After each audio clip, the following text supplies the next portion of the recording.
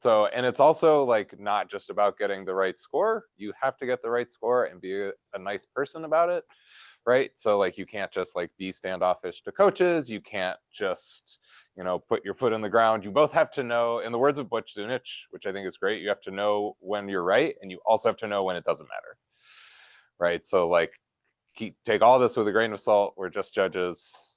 The people that matter are the athletes. Keep that in mind. There's all these qualities. We're not going to go into those. And then another thing to keep in mind, right, is as you start judging more meets, as you become a head judge actually means something. If you're on a panel with more than one person, and there are lots of things you have to do outside of knowing the score, right?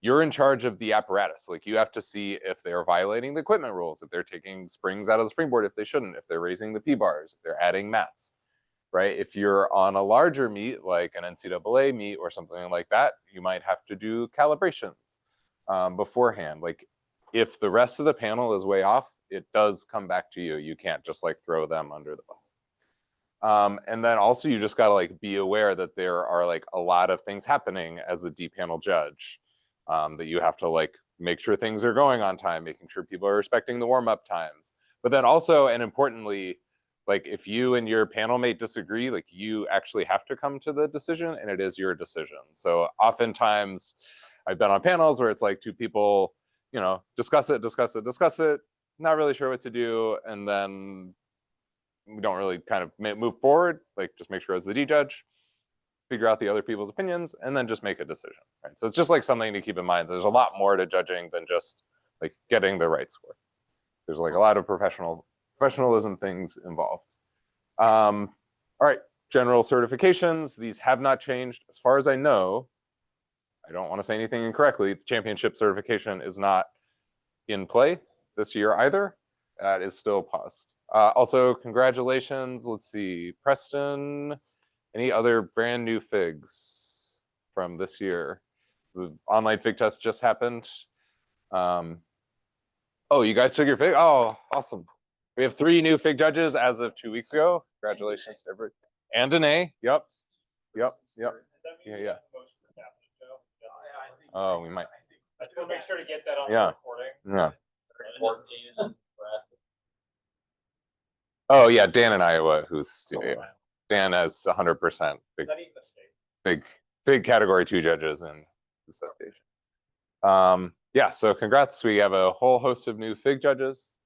That's great. All right, here's just testing stuff. Don't have to walk through that. Uniform stuff. It is a blue suit. It is dark shoes, dark belt. If you're at a big meet, particularly any championship meet, if you're at a local meet, still. Yeah, so you can still get away with. Yep.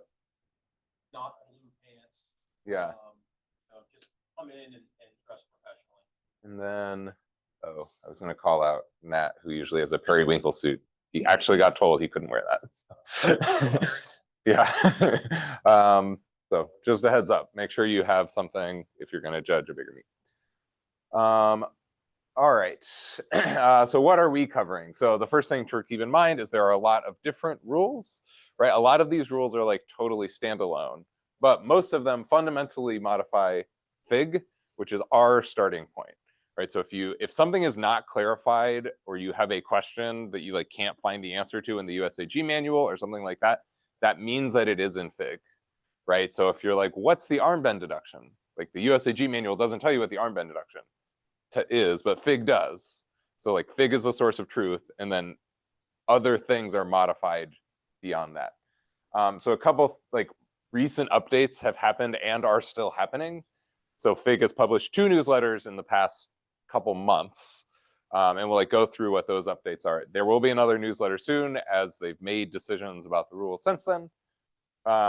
There is a new MDP manual since newsletter 4 with a fair number of changes, which we'll go into.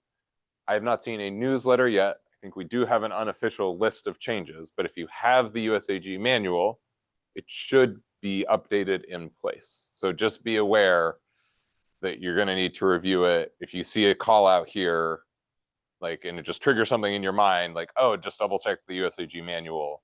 like before you go to a competition. And then the last one here, so these are the two ones we're focusing on. And then the last call out here is there will be an NCAA change. I haven't seen it come through yet. We're just going to straight FIG with a couple very slight modifications. Modifications that don't actually impact the scores, but impact the running of the meet and things like that. So it's just going straight NCAA or straight FIG.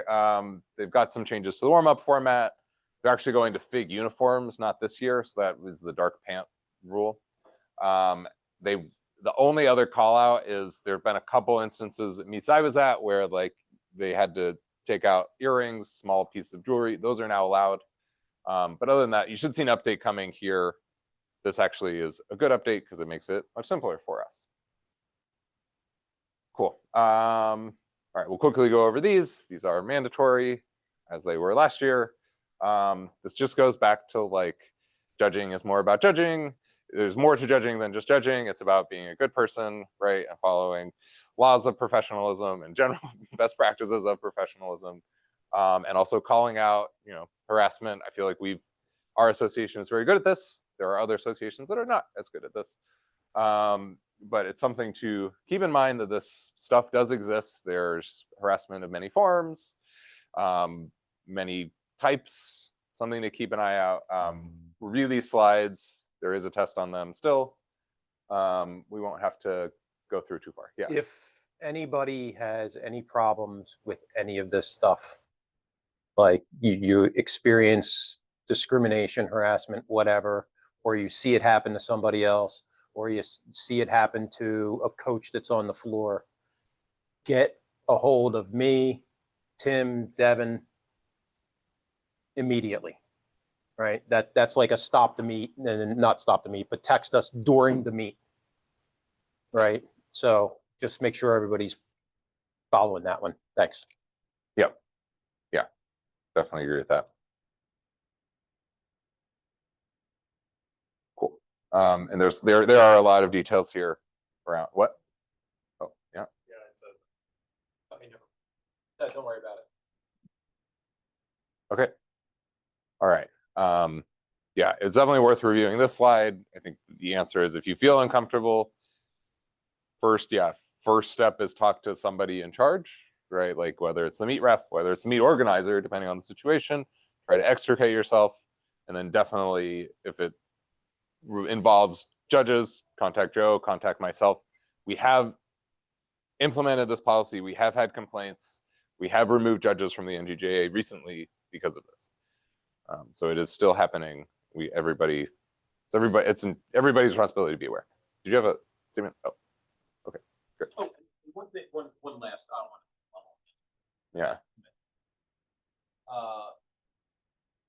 If it appears as though it's a harassment, it doesn't have to be harassment. It just has to appear that it is for you to reach out to somebody, right? So if you're on the fence about it, let us know. Right? It's always better to be on the side of telling somebody than not. Yeah. There are also retaliation policies against retaliation, right? You can make a you can make a confidential complaint to myself or Joe or any other local association officer, NGJA officer, etc.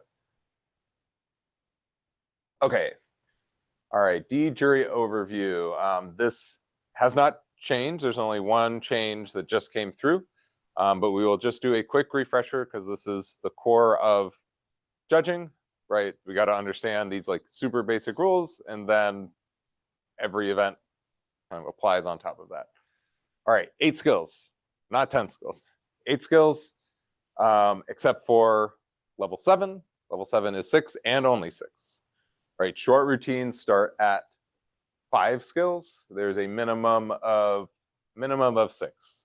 This still comes up in MDP level 10. If you lose credit for a skill, if you do a kind of quick short palm wash routine and you miss credit for a couple skills, you might get a 1.1. As happened because you start getting these neutral deductions, they pile up. So just be aware. You don't necessarily have to memorize the chart, but be aware that like once you get below 6, that's when something in your mind should trigger like, oh, I got to look up the rule. Tim, how do you enter that? Oh, yes. In ProScore, you enter this as a neutral deduction. So these are neutral deductions because you can inquire about these. You can inquire about neutral deductions. If you have not used neutral deductions in ProScore, you have to click minus a lot. It's like 1/10 per minus. If you click plus, they will add 3 points to their score, which is not what we want to reward them for. Cool. And then for level 7 to 9, it's slightly easier. It's just minus 1 point per missing skill.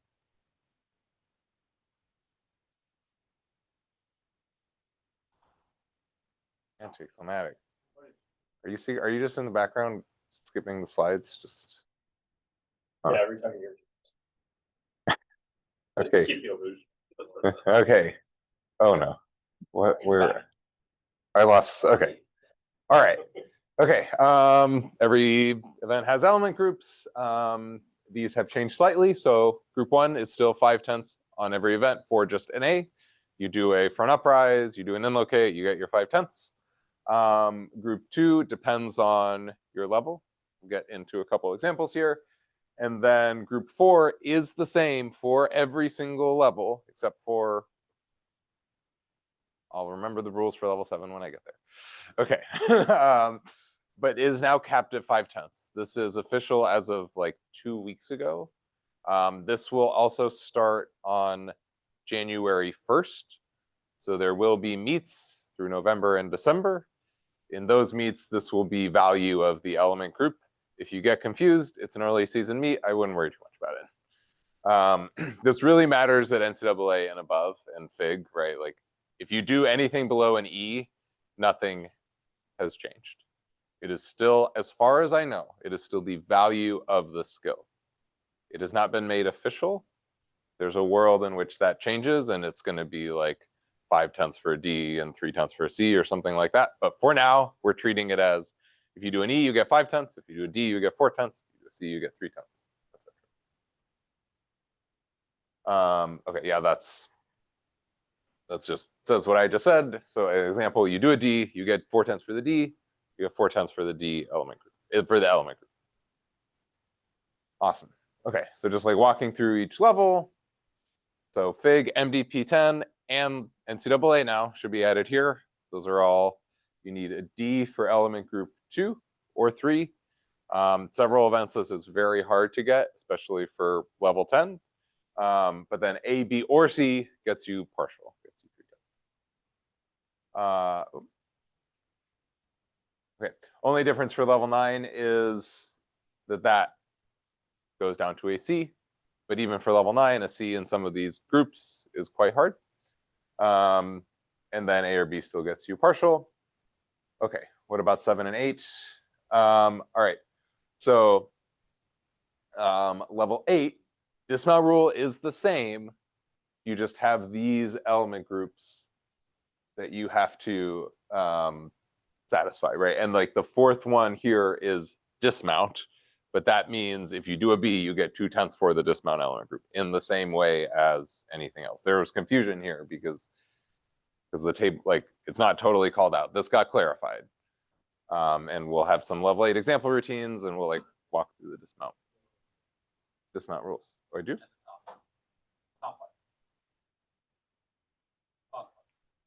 Bottom button. Oh, look at that. Oh, wonderful, wonderful. Okay. All right, so then level 7, slightly different, 6 skills maximum. You just need A's for all the element groups, and then the dismount rule, dismount rule is just 5 because you can only count 3 element groups anyway. So you do an A, you do a FIG A, you get the element group, you get your 5/10. It's somewhat simpler. Cool. All right, stick bonus. This has not changed too much except for level 7. We will get stick bonus this year for the A. This is one of these changes that's in the USAG manual that's like not called out in the list of changes, but we have an unofficial list, which we'll get to And then for 9 and above, 9, 10 NCAA FIG, C or higher. For level 8, B or higher. So regular FIG NCAA, not available on Pommel Horse. MDP, it is available on Pommel Horse. This is just one of these cases where you think you might be confused, like take the 5 minutes before you start a meet and just double check because it changes by level. What about Vault? Any vault with Salto, any level. Except for level 8, you can get stick bonus for a friend enhancement. Okay, I guess there's a question here about level 7 now. I'm not sure. So what about vault level 7 stick bonus? We'll count that as, we'll put that on our list of questions. Nobody's taking over. I'll do it. Great. We're putting this on our newly created list of questions. Cool. All right, so stick landing is heels do not lift. You can do basically anything else as long as your heels don't lift. Just a quick video here. Oh, is the video is not playing? That's unfortunate. Oh, you still got to click the video.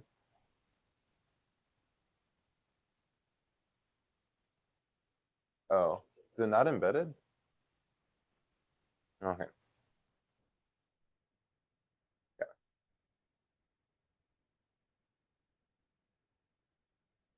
Yep. General sticks. This is easy till it's not. This is part of the issue. We don't have to watch all of these. I think that if you skip forward, there's probably a couple of like slightly more questionable ones. That's Yeah.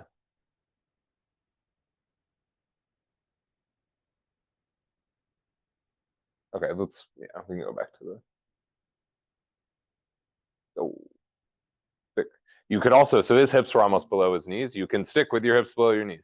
You, as long as your heels don't lift, you could get almost a point off introduction and get a stick bonus. You could land very low, you get 5/10 off. You can wave your arms all about. You can like not be prepped. Your face can be on the floor, not quite on the floor, but you're, as long as your heels don't lift, you have gotten your stick bonus. Okay, except, is there not a video here? Okay, send me these animations. Can you click this video? Okay, there is an exception for floor. So if you just apply the heels rule, it's a little too strict for floor. I think you would normally say that's a stick. If you say, well, his heels did lift, it's not a stick, it's floor, there's a bounce, he's like catching himself on the rebound. That's a stick. That's like gymnastic sense stick. But this came up at the international. Cool. Stick is also part of your D score, which means you can inquire about it. So if you're not 100% sure, you can take it away. You can go to video review.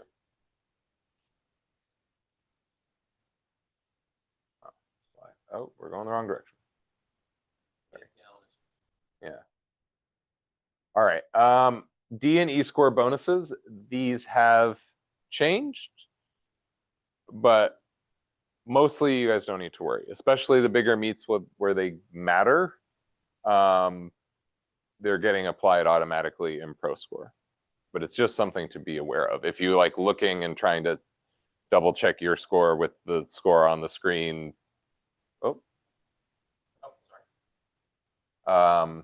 Like it might not match because of these D score bonuses. I was gonna ask them to update the software. I assume so, yes. Is the next slide. The next slide is the E score bonus, which has also changed and gotten a lot tighter. So that's correct. Merp. Oh. Much for speed running these slides. Okay, but the only one you do need to worry about, which we'll get to in Vault, is you need to know these rules for Vault because you have to do some of the math yourself because it gets funky. Oh no. Okay, great. New E-score bonus starts at 9.2. It used to start at 8.6, which means a lot of people were getting 1 or 2 tenths. It's now 9.2. So just like keep that in mind if you guys are like, you're on a panel and you're like, oh, am I going to take 8 or am I going to take 9? It's really clean. Like the 8 gives an extra bonus as well. Okay.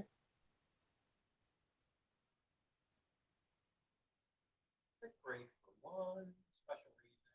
Oh.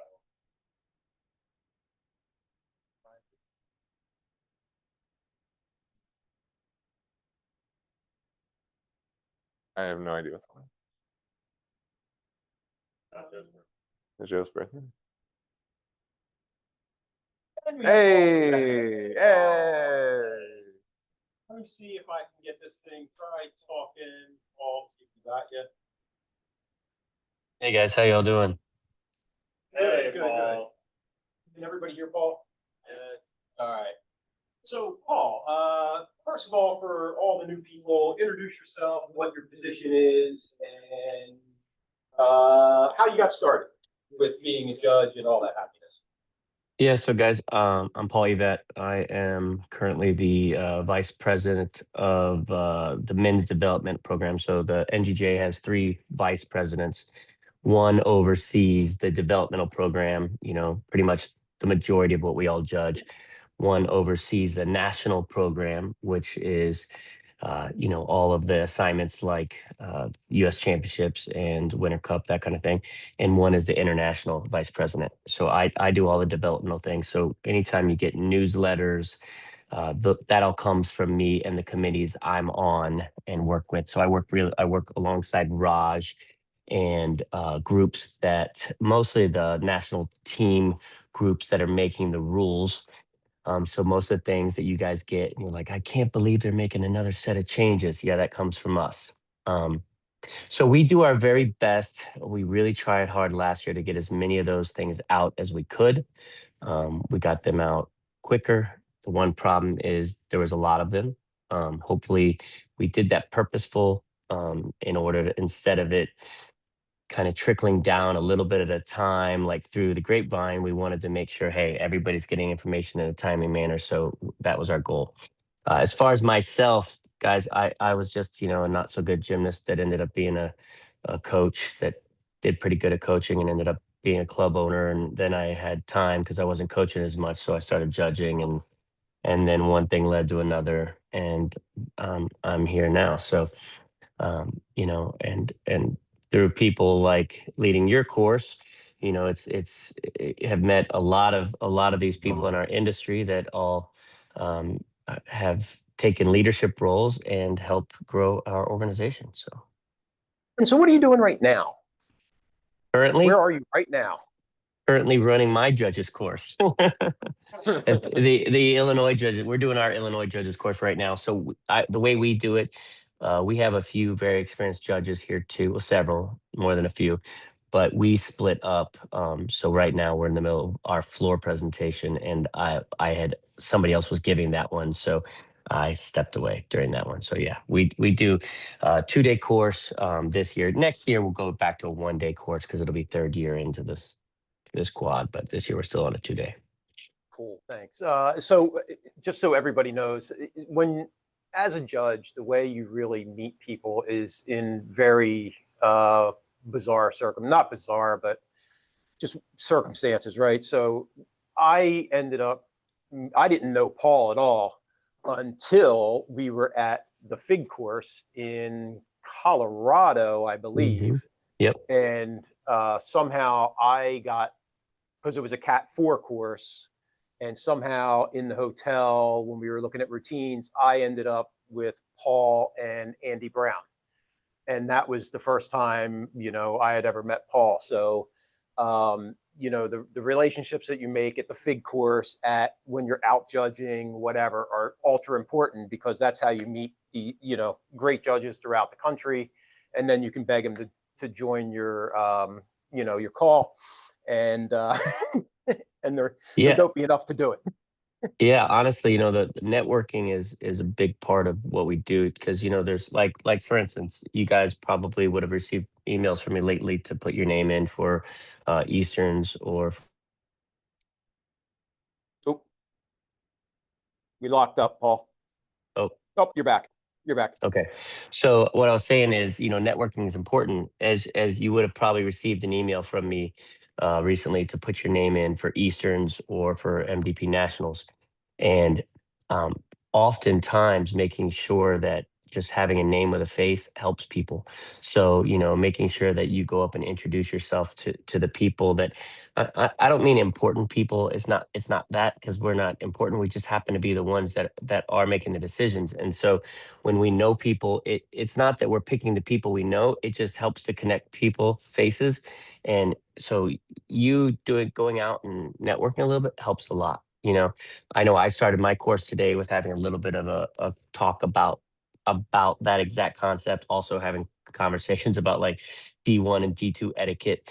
Like there's things that you learn as you're growing up as judges, and really the mistakes that we've all made along the way. And it's good to be taught them and not have to learn them on your own. But you getting out there and making sure that you are, I think that we probably learn more education wise from each other too. I hate saying at the bar. It is at the bar, but it doesn't have to be at the bar. It could be at the hotel lobby, but I mean, it's you learn a lot from each other interacting. Yeah, absolutely. So Paul, I don't want to hold you up too long. We got a lot to cover. You got a lot to cover. Mhm. So I wanted to, thanks for jumping in and saying hi to everybody.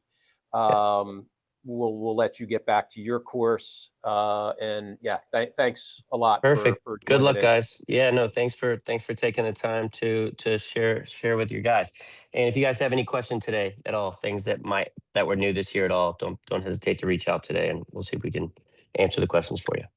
Sounds good. Thanks, man. All right, bye now, guys. See ya. So that's our JOVP, or no, it's not what it's called anymore. MDP, VP, Yeah. Okay. MDP. Back to our regularly scheduled program. All right. Awesome. Yeah. Paul's a great guy.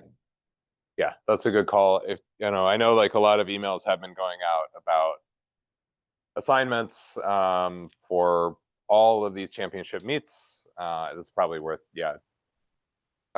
emphasizing what he said. It's now an application process, which means that like Paul is going to get 50, 100 applications for MDP Nationals. Great. Like the way to kind of start getting into those meets is, start putting yourself out there, talk to Joe about getting out there, going on exchanges, like when you go on exchanges, or if somebody comes in, just like meeting people, talking to them, right? Like I think people might think of networking as kind of a squeamish concept or something. It's not. It doesn't have to be. It's just like saying hi, starting up a conversation, and then just like starting to get more experience, and that's how you get some of these meets. I am happy to kind of help anybody who wants to kind of go down that path, get more of these meets, get more of that experience. Just let me know. Depends on your personal judging goals. If you are totally not interested in that, that is also 100% fine. We need judges at all levels. Cool. All right, that's my soapbox. All right, back to general rules. We got till 45. Okay.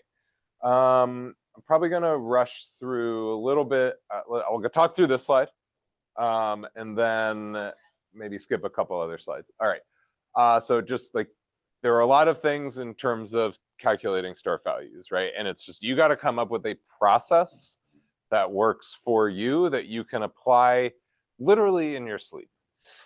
Oh no. And speaking of sleep, oh, there we go. Okay. Because like you might get to a meet where you might be judging a 14-hour day. And I've certainly been at a meet where I'm like so tired that I look down at my sheet and I say, wow, I hope that guy did that. Right.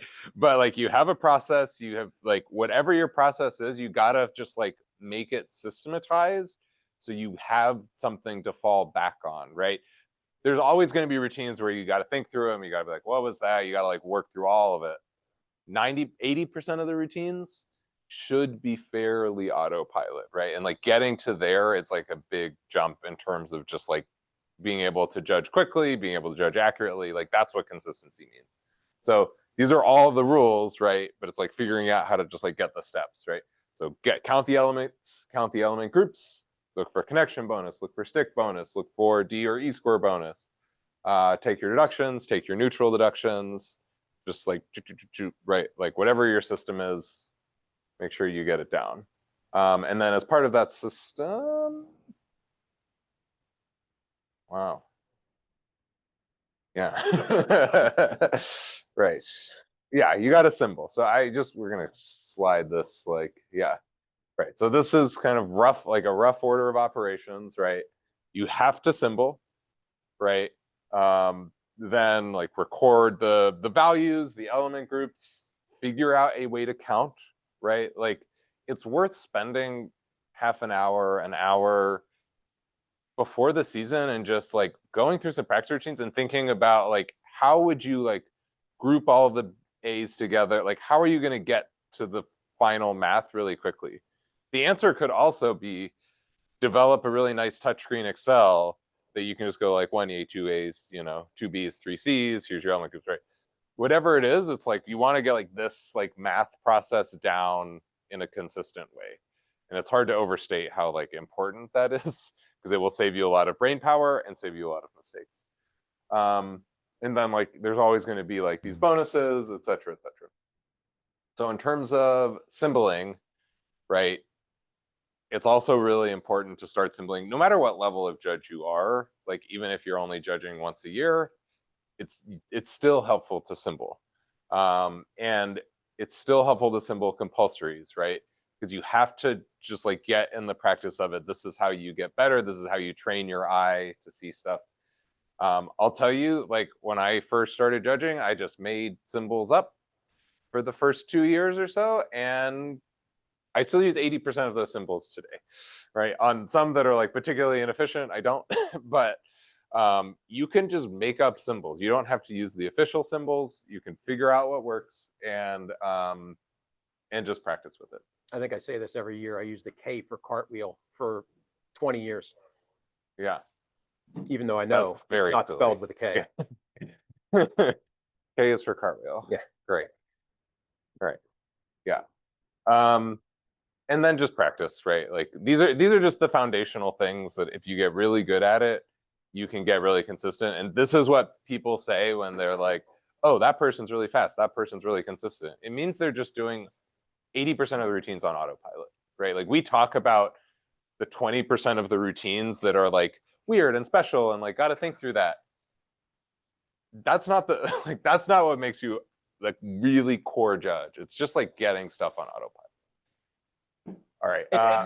Another thing is I'm not when gonna you're go when through you're all these, but- practicing, Yeah. when you're practice judging, you don't have to go through the D and the E scores. You can just practice your symboling. You know, I do that all the time. I'll just watch routine after routine after routine, and sometimes the same routine multiple times to make sure that I have certain symbols in my head as I'm getting ready. So don't think when, you know, we say make sure you practice judge that means coming up with a D score, or coming up with an E score, whatever. It could just be symbols. Yeah.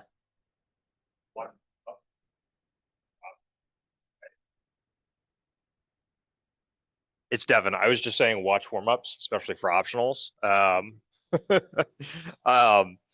Because, you know, you're going to get the guy who does you're going to be on autopilot for symboling. That's great. It's happened to all of us, even guys who've been judging for 15 or 20 years. Guy gets up and he throws some skill that happens, you know, once a year if you're lucky. And you go, oh my God, what is the symbol for that? I have no idea. And the guy's already done 3 other skills, right? So if you watch warm-ups, you'll know that skill is coming. And I'm not saying you have to watch all of warm-ups. I'm not saying prejudge the kids. What I'm saying is glance at warm-ups and see if there's anything funky, any funky combinations, any, you know, unusual skills or uncommon skills, and that will help as well. Yeah, that's a good thought. One other thought there, because we're an NCAA association and a lot of folks are judging NCAA. Oh, I don't know if you can still hear me. I keep accidentally pressing this little button. Okay. There's routine sheets feel like they're being provided less and less, right? The coaches are not required to provide them. It's definitely worth, if you get them, you should use them to glance through before the routines and just see if there's anything funky, right? See if there's like, oh, here's a funky skill. See, like, look at it, say like, oh, this person has too many element group 2s. Let me be aware of that, right? It's not, the routine sheet should not be a crutch, right? You have no idea what they're going to do. If you come up with your score and it's different than the routine sheet, don't take a minute to like try to cross compare, because often they're dream sheets, right? Or like they didn't do it, right? Just like put in your score, and then you can always look at it after the rotation and say, oh wait, why is it different? Or maybe you did make a mistake or whatever, and you can fix it at that point. But like, use the tools at your disposal to prepare. Oh, use the tools at your disposal to prepare to be ready for that 20% of routines, but get good at the 80%, right? Cool. Okay, a couple other just like, these are just general deductions that like are also part of judging. Wow, this clicker is, I would say, letting us down. All right. I'd say it's letting us down. Okay, there's just things to be aware about, and you don't have to memorize them here from these slides. You do have to know they exist, and you have to know how to find them quickly, right? And this is just often something that I'll go look at, especially for an NCAA meet. Take the 5 minutes if you get there, you get there an hour early, whatever, you're talking, just remind yourself of the events you're going to be on. What are their equipment specifications? Like, especially this is compulsory, like there's some kind of non-intuitive spotting deductions. What events can you have a spotter? What events can you not? What are the deductions for it? And then these are the same, behavior violations are the same basically across all events, but these are a tool in your toolkit. You can use them, right? Especially thinking about some of the verbal abuse slides, right? If somebody's getting really in your face, you can take a point from their team score. Like, that's a valid deduction. Yeah. Equipment specifications, that includes matting. Right? Yes. Like default mat. Yeah, yeah. Sometimes they're not correct. Heat director doesn't know what level 3 is. Yep. Yep. That's one thing that judges. Yep. Right. So for those online, I'll just repeat it. Chris said the meet organizer or the coaches might not know the matting specifications. It is your job as the judge to know and enforce them. And enforce them often means before the competition starts being like, hey, this isn't quite the right matting, right? And that, like, yeah, I had to do this at a very high level meet because their rules, the Gym Act rules, were written incorrectly. And so they made a rule change in the moment. It's real, and it does matter, right? All right, so just like a couple, we're not gonna like go through these. We're already running late, I apologize. Just like quick pop quiz, and then we'll kind of move on. All right, can you raise the parallel bars if they touch? No. No? Except level 10? Joe knows. When can you raise the parallel bars? NCAA only. NCAA only. They have to come show you. They can show you before the meet. No for MDP, no for FIG. Like, no means no. Like, doesn't matter if they like. Can't. I have no idea. I suspect no. This has been a rule that everybody has hated forever and never changed. I actually, at Navy Open, either last year or the year before, we had somebody raise the parallel Yeah. bar, so it does. Yeah. Oh, yeah. It does is- definitely happens in NCAA's for sure. There's a couple, tall gymnasts currently on the circuit, the PT bars. All right. Can you raise high bar rings if a gymnast's feet sorry. touch? Yes. That is because it's like you can't do a giant if your feet touch, right? So you can't do high bar fundamentally. You can do a bunch of stuff on top of the bars on P bars, right? All right. Ooh, there are a couple rules to be aware of here. Can you use a mat on floor exercise? There's some new MDP rules here, so we'll just walk through it. So for MDP, it says MDP and NCAA. Let's pretend it doesn't say NCAA because I'm not 100% sure what the NCAA rules are or will be.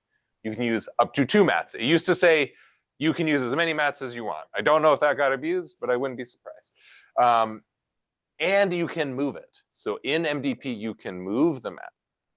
This is a new thing, Brett seems very surprised, so I'm now That's the okay. first Paul time has I'm doing this. verified these slides. Okay. In NCAA, you cannot move the mat. And also in NCAA and in senior competitions, it has to have boundary lines. Yeah, it's not called out in MDP. It really should, and you should really ask nicely for the coach to put boundary lines on it, or else you might just take a line deduction, and you might not know. All right, so a couple new matting rules here. Again, these are things you don't have to memorize, but you do have to look up and be aware of. All right, and then mats under the high bar. This also got clarified for MDP. Any number of additional mats may be used, right? Which means for MDP, you can just stack them all up. There was confusion because the fig matting is actually somewhat aggressive and like not always safe, especially for smaller guys. But then at the higher level, you can slide an additional mat for release move. You cannot land on an additional mat. And that additional mat is often an 8-incher on the base mats. And you'll see that, right? And you'll see it in NCAA if they like screw up and they're facing the wrong way. If they land on that 8-incher mat, it is still a matting deduction. Sorry, I thought, oh, okay. All right. Spotting rules. So MDP, this really matters. And like, this is where you should know it.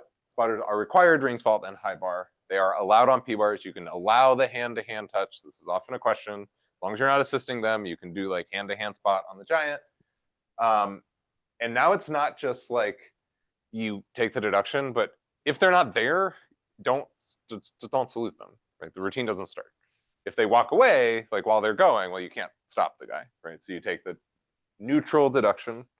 This is key because they can inquire on neutral deductions. And then example of floor exercise where this does happen. Kid is scared of doing his back tuck. The spotter can walk onto the floor. That is a 5/10 deduction. In any case, if you then help the person, the gymnast, it is now a 1-point deduction. Those stack on floor exercise. I suppose they would stack on pommel horse if you just ran up and like help them up to a handstand, but it doesn't happen as much. Yes. Yeah. But then the helping deduction can definitely occur in other places as well. This neutral, like the second row neutral, is really just where they're not allowed, which is really just floor and pommel horse. So really just floor.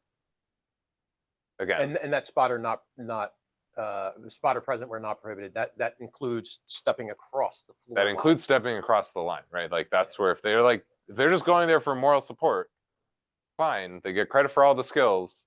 They still get a deduction. Cool.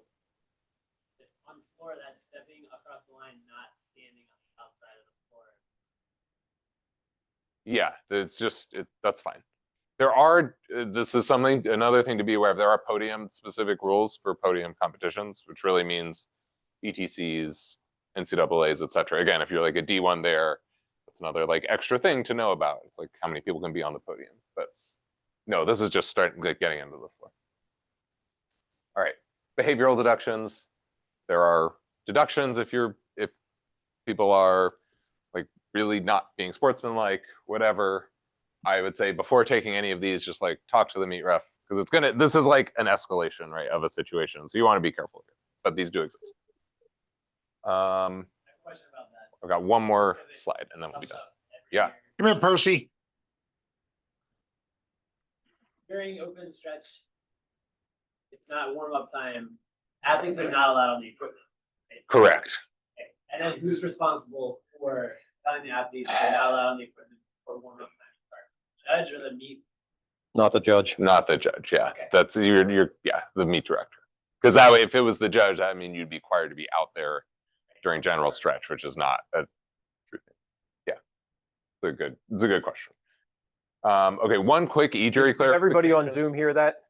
I'll repeat the question. Thanks. Yeah, so Chris asks, during general open warm-up, very oftentimes the kids will jump up onto a piece of equipment, not the general floor area to stretch. That is not allowed, but it's also not the judge's responsibility to enforce that. That's like the meet organizer should be announcing, hey, get off the equipment. Because if it was the judge's responsibility, that means you would have to be there during general stretch, which is not a true statement. Okay, I have one more slide on e-jury clarification. This is brand new. This came from Jakarta. and it's just around low landings. So this is somewhat of a non sequitur, but there's a low landing hips below knee seduction. It applies on every event. It really comes up on floor. It really comes up on vault. It can come up on any event. If your hips are below your knees, it's a 5/10 deduction. There is also a rule that says you can get a maximum of 1 point for like landing and stepping deductions. The 5/10 does fall into that rule. So honestly, if you just do like a big low landing and take like 2 gigantic steps, you're at 1.1. That maxes out at 1. And it's also just a general reminder to max out at 1, right? If you run off the podium, it still maxes out at 1. What does not fall under that is lack of prep, because that is before you have landed. You have prepped for landing, or you have not, or in this case, you have not prepped for landing, but it's before your feet have touched the ground. Like once your feet are on the ground, maximum 1 point deduction. Cool. I think there probably will be some examples of this when we get to vault. Okay. There's tech sequence slides. We are over time. We're not going to do them. Great. Okay. I apologize. Oh, it's fine. Is that all the general rules? That's all the general rules. Okay.